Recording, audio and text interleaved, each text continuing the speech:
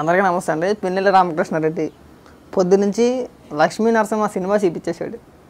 అందులో ప్రకాష్ రాజ్ చూసారా మీరు?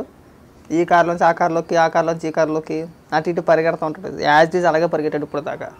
అంటే చివరికి ఎట్టకేలకు పోలీసుల చేతికి చిక్కిన పిన్నెల్లి రామకృష్ణారెడ్డి ఎక్కడ అరెస్ట్ చేశారంటే ఒక నిమిషం అని చెప్తా. పిన్నెల్లిని అరెస్ట్ చేసిన పోలీసులు సంగారెడ్డి సమీపంలో బాత్రూమ్ సింకులు కబోర్డులు తయారు చేసే కంపెనీలో దాక్కున్నాడట.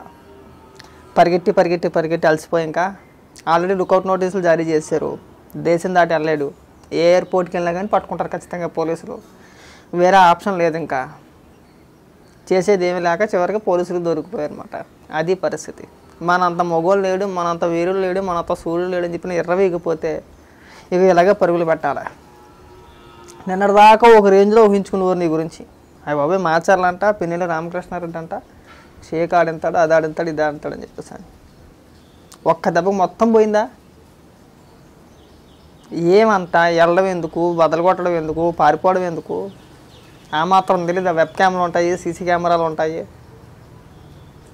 ఇప్పుడు ఎన్నికల కమిషన్ ఆధ్వర్యంలో నడుస్తుంది ప్రభుత్వం. ఎన్నికల కమిషన్ కేసు పెడితే అది చాలా సీరియస్గా ఉంటుంది.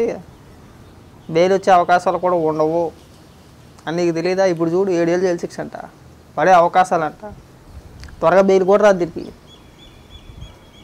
అది పరిస్థితి. కాబట్టి ఏంటంటే ఇలాంటి ఘటనలో, ఇలాంటి సంఘటనలో మళ్ళీ మళ్ళీ జరగకుండా, మళ్ళీ నువ్వు ఇలాంటి తప్పులు చేయకుండా ఉంటావని కోరుకుంటున్నాను.